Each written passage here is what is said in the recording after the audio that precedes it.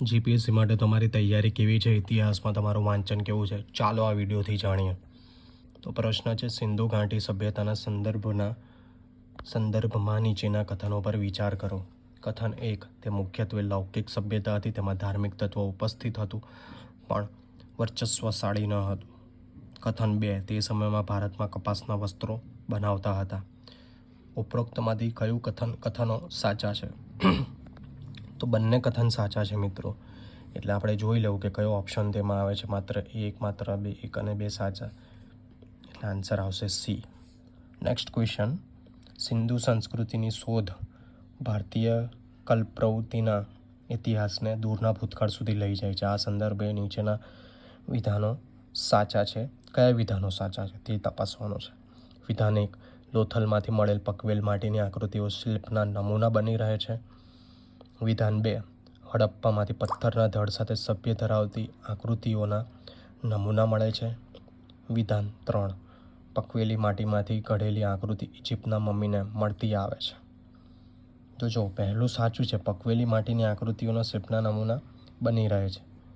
બીજું વિધાન છે, હડપ્પામાંથી પથ્થરના ધડ સાથે, હા સાચું છે.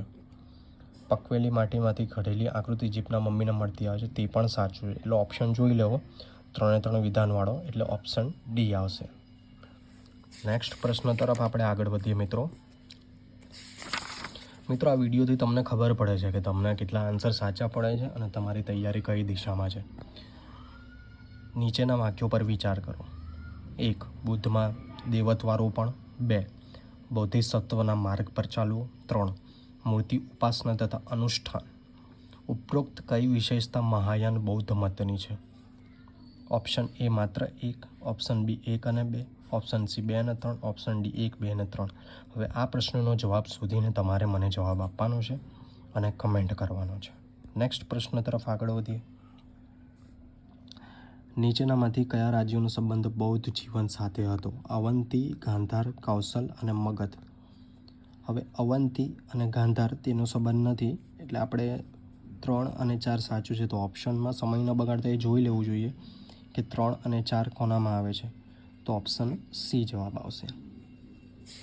નેક્સ્ટ પ્રશ્ન તરફ આગળ વધીએ. ઋગ્વેદ કાળના આર્યો અને સિંધુ ખીણના લોકોની સંસ્કૃતિ વચ્ચેના અંતર સંબંધમાં નીચેનામાંથી કયા વિધાનો સાચા છે? વિધાન 1, ઋગ્વેદ કાળના આર્યો કવચ અને શિરસ્ત્રાણનો ઉપયોગ કરતા હતા, જ્યારે સિંધુ સંસ્કૃતિના લોકોમાં આના ઉપયોગનું કોઈ પ્રમાણ નથી મળતું. સાચું વિધાન છે. બીજું વિધાન, ઋગ્વેદ કાળના આર્યોને સોનું, ચાંદી અને તાંબાનું જ્ઞાન હતું, જ્યારે સિંધુ ખીણ સંસ્કૃતિના લોકોને ફક્ત તાંબા અને લોખંડનું જ જ્ઞાન હતું. ખોટું વિધાન છે મિત્રો. ઋગ્વેદ કાળના આર્યોએ ઘોડાને પાળતા હતા, જ્યારે આના વિશે કોઈ પુરાવો નથી મળતો કે સિંધુ ખીણના લોકો ઘોડાથી પરિચિત હતા. સાચું છે. તો ઓપ્શન એ અને 3, વિધાન એ અને 3 સાચું છે. તો આમાં જોઈ લેવો ઓપ્શન સી જવાબ આવશે.